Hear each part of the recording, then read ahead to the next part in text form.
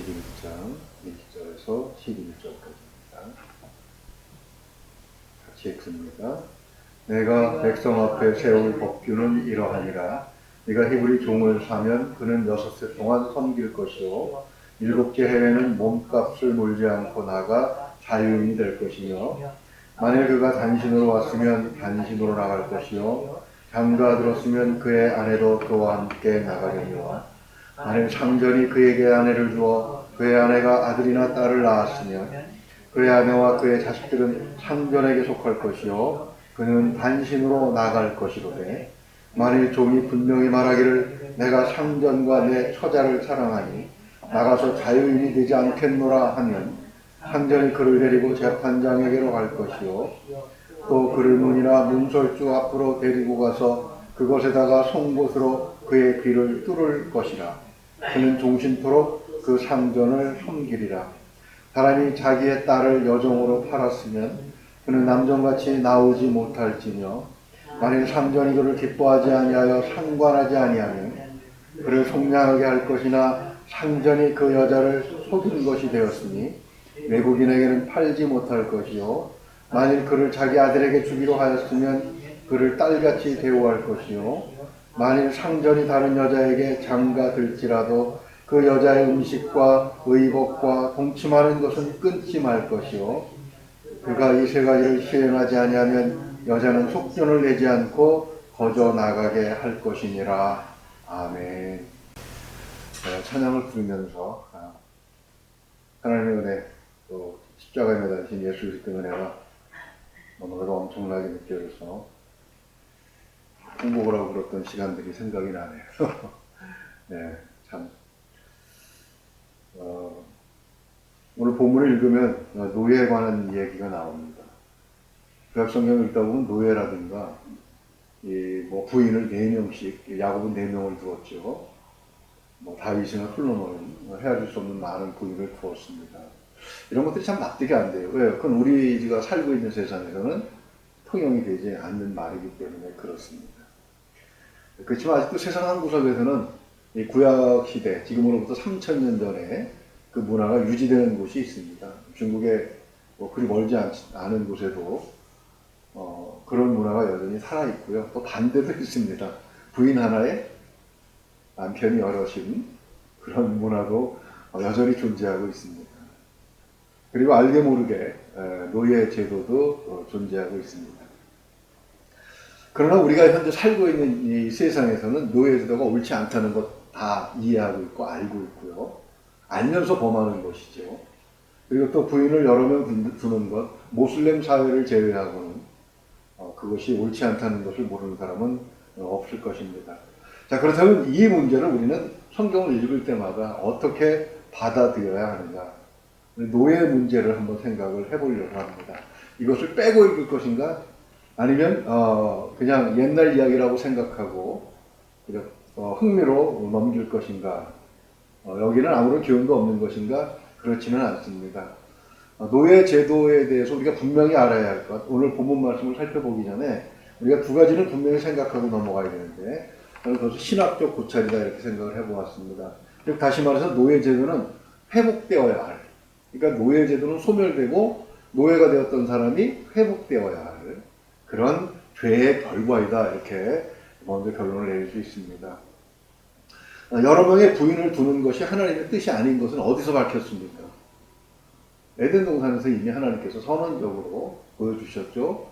만약에 그것이 하나님의 옳은 생각, 하나님의 생각이셨다면 아담 곁에는 부인이 여러 명, 그렇게 뭐 갈비뼈가 12개나 되니까 12개인가요? 잘 모르겠습니다. 아무튼 열심히 뽑아서 부인을 만들어 주셨을 것입니다. 분명히 그것은 아니라는 사실을 말씀하고 계시죠. 그것도 역시 죄의 결과입니다. 노예 제도도 마찬가지로 하나님께서 허락하신 사회적인 제도는 아닙니다. 일시적으로 용납이 될지라도 영원히 지속되어서는 안 되고, 이 어그러진 것은 언젠가는 회복되고 원형을 회복해야 하는 것이죠. 그러나 사람은 죄로 인해서 생겨난 결과들을 되돌릴 수 있는 능력도 그리고 지혜도 없습니다. 나이 드신 분들이 가장 골치 아픈 문제가 무릎 아프고 뼈마디가 쑤시고 하는 그런 문제들인데, 저희 어머니도 지금 무릎이 아프셔가지고 올해 88 이렇게 되셨는데 병원에서는 수술하지 않는 게 나았다.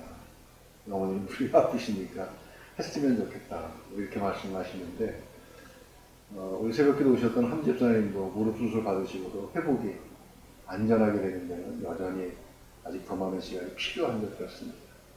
우리의 능력의 한계가 그렇기 때문에 육체에 관한 것만 그런 것이 아니라 영적인 문제도 역시 그렇다는 것입니다. 그래서 예수님께서 이 땅에 오셔서 그것을 회복시킬 수 있는 그런 능력을 보여주셨고, 그리고 그런 일들로 인해서 예수님께서 전한 메시지와 또 예수님을 따르는 제자들의 삶으로 인해서 이런 것들이 조금씩 회복되어 오늘날까지 온 것입니다. 예수님 당시에도 유대교 안에는 주인과 노예 계급이 있었고 남녀 차별이 있었고 노소의 구별이 있었습니다. 그러나 초대교회 안에서는 주인과 노예가 어떻게 돼요? 형제가 되었죠. 그리고 남녀가 하나님 앞에서 평등한 존재로 여겨졌습니다.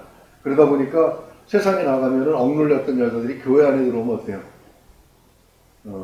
막 본물 터지듯이 불평을 쏟아내고 그러다 보니까 사도 바울이 하도 이게 문제가 되니까 뭐라고 말씀하세요? 여자는 교회에서 좀 참잖아. 이렇게까지 권면할 정도로 교회는 완전히 세상과는 다른, 그것이 2000년 전입니다. 2000년 로마 시대에 로마 제국 내에 있던 교회들, 그 교회들은 이미 세상과는 전혀 다른 회복되는 모습을 보여주고 있었던 것입니다. 어린아이들은 미래 주역으로 그 존귀함을 받게 되고 그런 대접을 받는 변화가 일어나게 됐던 것이죠. 그렇다면 노예제도는 이 구약성경에서 우리가 이것을 읽을 때에 어떻게 받아들여야 되는가? 어떤 이단들은 구약성경은 시대에 뒤떨어진 것이고 예수님께서 이미 오셨기 때문에 읽을 필요가 없다 이렇게 강조하기도 합니다. 그러나 분명한 것은 예수님께서 말씀하셨죠. 성경에 기록된 어떤 말씀이든지 우리에게 필요해서 적어 놓은 것이다. 이런 의식을 가지고 보게 되면 신약을 올바로 이해하기 위해서는 구약을 반드시 읽어야 한다는 얘기입니다. 구약 그 자체로도 하나님께서 모든 세계에 주시는 동일한 메시지가 들어있는 것입니다. 우리가 어떤 사람을 파악할 때 지금 법무부 장관 청문회를 놓고 법무부 장관 임명을 놓고 청문회를 하고 있는데 참 보면서 씁쓸하기도 합니다. 인물이 그렇구나. 뭐 어쨌든 평범한 우리보다는 나은 사람이라고 생각이 되지만 온갖 얼룩들이 들춰지면서 사람이 정말 바르게 산다는 것이 얼마나 어려운가 하는 그런 문제들을 봅니다. 왜 자꾸 과거를 들춰내는가?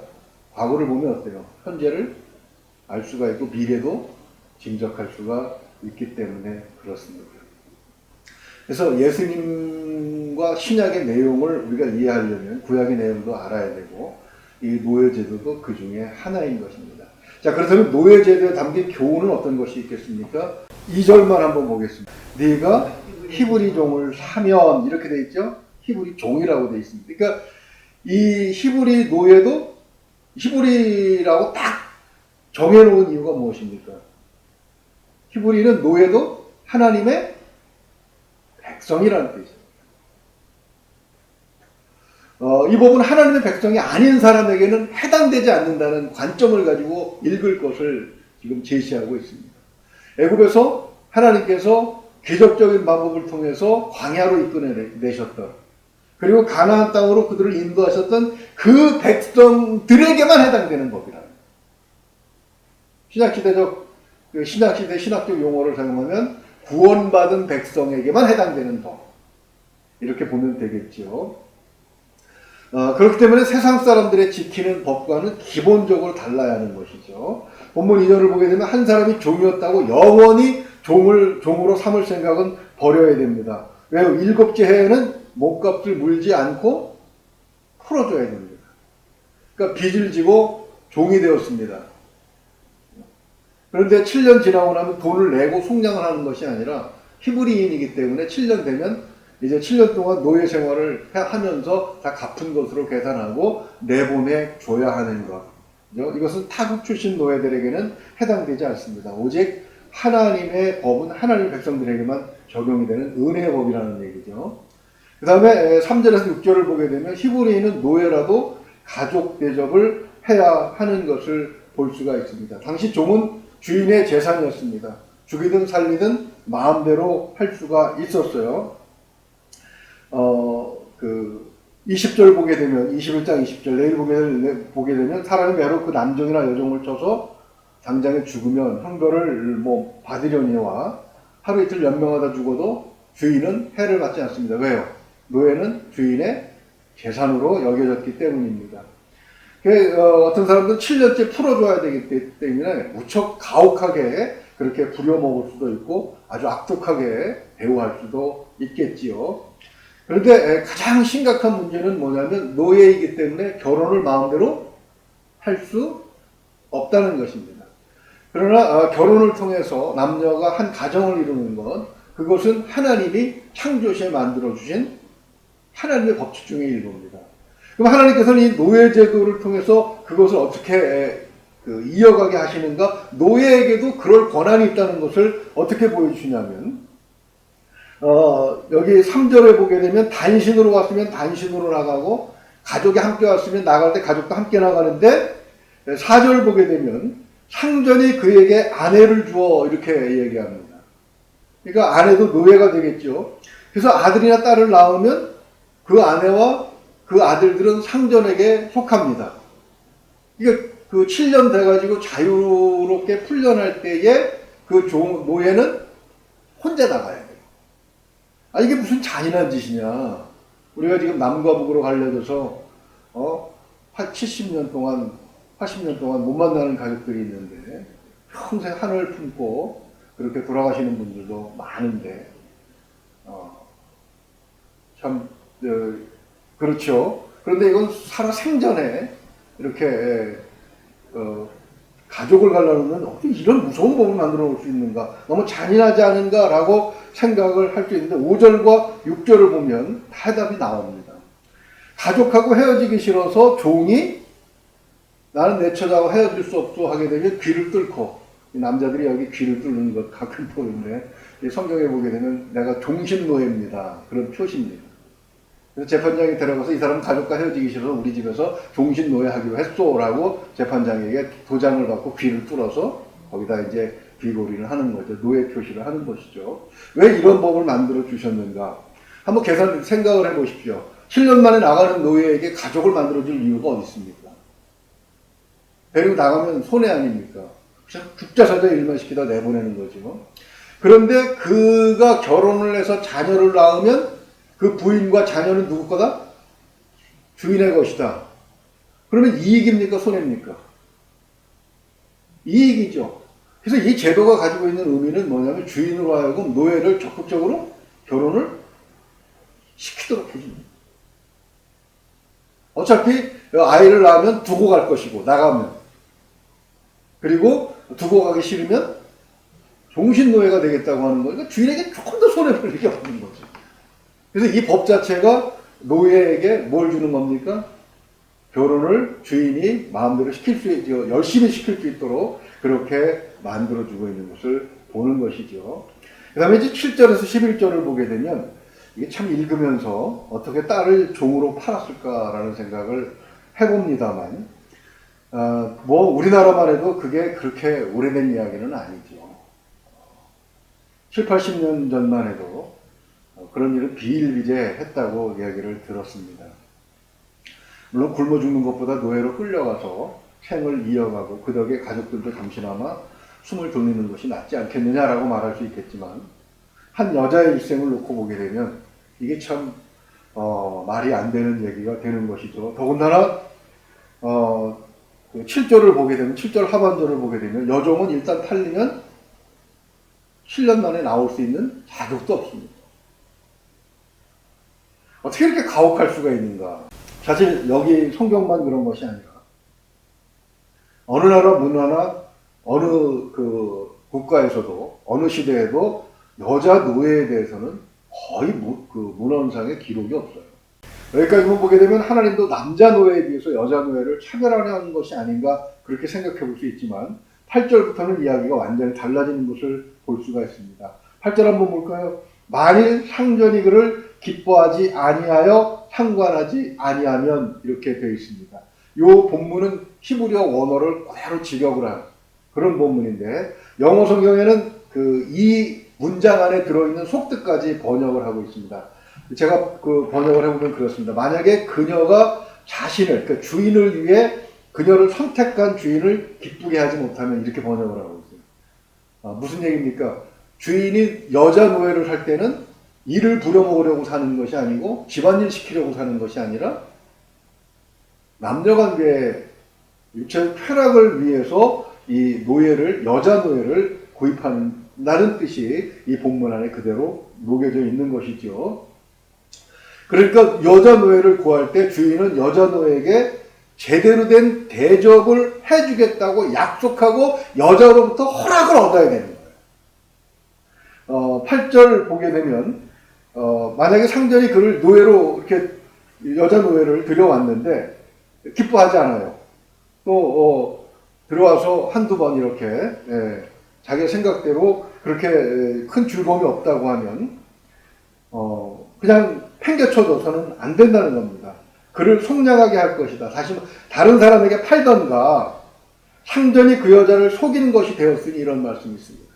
그러니까 그 여자에게 가서 나는 당신을 노예로 사겠소 할 때, 노예가 주인의 다른 어떤 누구에게 돈을 받아서 그냥 무조건 팔리는 것이 아니라 노예가 오케이 해야 내가 그 여자를 노예로 구할 수 있다는 그런 얘기가 되는 것이죠. 그러니까 주인이 여자 노예를 구할 때 뭐라고 약속을 하겠습니까? 내가 당신을 평생 정실 부인은 못 되더라도 제대로 된 부인 대접은 내가 해주겠소 라고 약속을 해야 여자가 오케이 하면 이제 노예로 들어오게 되는 것이죠. 그런 의미가 이 안에 있는 것을 볼 수가 있습니다. 그리고 9절에 보게 되면 그 여자 노예를 사서 자기의 어떤 그 여자로 이렇게 두는 것이 아니라 아들에게 주기 위해서 그 노예를 샀다 싶으면 그 딸은 노예로 대접하는 것이 아니고 무엇으로 대접해 줘야 됩니까? 딸처럼 대우를 해줘야 된다는 것이 9절인데요. 10절 보게 되면 만일 상전이 다른 여자에게 장가들지라도 그 여자의 음식과 의복과 동침하는 것을 끊지 말 것이요, 이렇게 되어 있습니다. 그러니까 최소한 어떤 대접을 해주라는 것입니까? 정실 대접은 못 해주더라도 첩의 대접은 반드시 약속을 해 주어야 한다는 것입니다. 이 약속을 어겼을 때는 도로 내보내줘야 되는데, 돈을 받고 팔아야 되는데 어떻게 팝니까? 외국인에게는 팔 수 없다는 얘기입니다. 그 이야기는 이 히브리 노예 여자도 언약 안에 있는 백성이기 때문에 하나님의 백성을 할례받지 못한, 즉 우리 신약적으로 얘기하면 구원받지 못한 자에게 넘겨줄 수는 없지요. 그것이 큰 죄가 된다고 기록하고 있는 것입니다. 그리고 이도저도 아니면, 이것도 저것도 아니면 어떻게 해요? 자유롭게 풀어주라, 이렇게 명령하고 있는 것을 볼 수가 있습니다. 이 노예 제도 안에 들어있는 중요한 우리가 정신이 있습니다. 이 내용을 핵심적으로 간단하게 정리하면 바로 답이 나옵니다. 첫째는 남자 노예의 경우 7년 후에는 반드시 그냥 공짜로 풀어주게 되어 있죠. 둘째는 노예의 혼인을 적극적으로 권장하도록 인간의 가장 기본적인 삶을 가능하도록 법이 만들어져 있습니다. 세 번째는 종신 노예가 되는 것도 스스로 결정하는 문제예요. 그 다음에 네 번째, 여자 노예라도 멸시해서는 안 되고 정당한 대우를 해줘야 하는데 그러지 못하게끔 어떻게 해요? 풀어 주라는 겁니다. 다 어디를 모여주고 있습니까? 인간의 기본권과 자유를 보장해주는 것으로 향하고 있는 것을 볼 수가 있습니다. 저는 이 본문을 읽을 때마다 항상 깜짝깜짝 놀라요. 지금으로부터 3000년이 넘는 과거의 일인데 히브리인들에게 주어진 이 율법은 정말 놀랍다는 얘기입니다. 그죠? 어떤 인간, 심지어는 노예라도 영원한 종은 없어야 한다는 것입니다. 인간을 영원한 노예로 부릴 수 없다는 것이 바로 하나님의 뜻이고, 이것은 그대로 어떤 정신하고 이어지는 겁니까? 출애굽 정신하고 이어지는 것입니다. 히브리 민족은 애굽에서 지낸 430년 중에 요셉이 죽고 나서 최소한 350년은 노예로 지냈습니다. 하나님께서 그들을 자유하게 만들어 주셨어요. 방해하고 끄집어내셨고 그리고 훈련시키셨고 가나안 땅을 그들에게 거저 주셨습니다. 그래서 그들을 자유인이 되게 하셨는데 그들이 누군가를 노예로 평생 부려먹는다는 것. 아니 노예제도가 있다는 것 자체가 모순이 되는 거죠. 나는 하나님께 엄청나게 이렇게 받았는데 누군가를 더군다나 하나님의 백성인데 그를 단지 돈의 문제로 또 육체적 쾌락의 문제로 노예로 삼는다는 것. 그것 자체는 자체가 죄악에 물든 모순인 것을 볼 수가 있는 것입니다. 하나님께서 자유를 주신 자신의 동족을 노예로 평생 묶어둔다면 그것은 하나님에 대한 완전한 반역이 아니겠는가 우리는 그렇게 생각해 볼 수 있는 것이죠. 그런데 이것을 회복시킬 수 있는 능력이 없습니다. 그래서 누가 오시는 겁니까? 예수님이 오십니다. 누가복음 4장에는 예수님께서 공생애를 시작하시면서 행하신 첫 번째 설교가 기록이 되어 있습니다. 주님은 첫 설교를 이사야 61장에서 택하셨습니다. 그것을 누가복음 4장 18절에서 19절에 인용하고 있는데 주의 성령이 내게 임하셨으니 이는 가난한 자에게 복음을 전하게 하시려고 내게 기름을 부으시고 나를 보내서 포로된 자에게 자유를 눈먼 자에게 다시 보게 함을 전파하며 눌린 자를 자유롭게 하고 주의 은혜의 해를 전파하게 하려 하심이라 하였더라. 아멘. 그러니까 오신 목적 자체가 뭡니까? 바로 이런 노예, 죄의 노예, 권력의 노예로 살아가고 있는 사람들을 자유롭게 풀어주려고 하는. 그래서 하나님의 백성에게 하나님이 기대하시던 하나님이 사람을 만드셨고 그리고 그 사람에게 부하셨던 그 자유 그것을 회복시켜주는 것이 바로 예수님이 이 땅에 오신 목적이고 그것은 이 노예제도하고도 연결이 되어 있고 그리고 이 정신은 바로 출애굽의 목적과도 연결되어 있는 것을 볼 수가 있습니다. 우리는 한 걸음 더 나가야 됩니다. 우리 자신의 자유도 잃어버리지 말아야 되겠지만 우리 자신의 자유도 누려야 합니다. 무엇인가에 억눌려 있다면 풀려나야 합니다. 누군가가 나를 내 뜻이 아닌 대로 지배할 수 있도록 절대로 놔둬서는 안 되는 겁니다. 그것이 제도가 되었던 그것이 어떤 권력이 되었던 뭐 그런 부분에 있어서 우리가 생각해야 되는데 한 걸음 더 나가야 되는 것이 무엇입니까? 노예제도가 제시하는 한 걸음 더 나간 성도의 삶의 목표가 무엇입니까? 내가 자유하면 다른 사람에게도 자유를 뺏어서는 안 된다는 것이죠. 왜요? 히브리 민족은 자기들이 무엇을 하나님 앞에 해서 자유를 얻은 민족이 아닙니다. 그냥 공짜로 얻었어요. 그의 조상들이 하나님과 약속했다는 것 그거 하나 때문에 자유를 얻은 자들이기 때문에 그들은 자신들의 자유에 대해서 권리를 주장할 수 없고 그렇기 때문에 다른 사람의 자유를 억압해서는 안 되고 오히려 정말 하나님이 기뻐하시는 것이라면 다른 누군가를 자유롭게 해주는 것. 거기까지 가야만 비로소 하나님의 온전한 뜻을 실천하는 그런 백성이 되는 것입니다. 오늘날 신약시대 우리는 이 정신이 그대로 살아있는 것을 볼 수가 있습니다. 주님을 통해서 우리에게 값없이 주신 은혜, 우리 자신도 그것을 잃어버리지 말아야 되겠지만 그것을 모르는 사람들에게 함께 나눌 수 있는 그런 우리가 될 수 있기를 그래서 하나님께서 우리를 기뻐하시는 그런 삶이 될 수 있기를 주님의 이름으로 축원을 드립니다. 기도하겠습니다. 은혜가 풍성하신 우리 아버지 하나님 참으로 말씀을 통해서 우리 인간의 죄악된 모습이 훼손되기 시작하면 그것을 우리로서는 어쩔 수 없는 회복할 수 없는 그런 상태 그런 지경에까지 빠지는 것을 볼 수가 있습니다. 하나님께서 우리를 회복시키시려고 창조시의 원상을 회복시키시고 아니 그 이상으로 우리를 이끄시려고 얼마나 많은 노력을 하셨는지를 얼마나 세밀하게 우리를 돌보셨는지를 말씀을 통해서 다시 한번 생각합니다. 하나님께서 우리에게 주신 은혜를 잊어버리지 않는 상실하지 않는 지켜내는 우리가 되게 하여 주시옵소서. 하나님께서 우리에게 주신 자유를 마음껏 누리는 자가 되게 하여 주시옵소서. 그러나 한 걸음 더 나아가 이 자유를 누리지 못하고 하나님의 은혜를 알지 못하는 사람들에게 이것을 함께 나누어주고 함께 즐길 수 있는 하나님께서 정말 기뻐하시는 사람들 그런 교회가 될 수 있도록 하나님 축복하여 주시옵소서. 성령께서 지혜를 주시길 원하옵고 바라오며 우리 주 예수 그리스도 이름으로 기도하옵나이다. 아멘.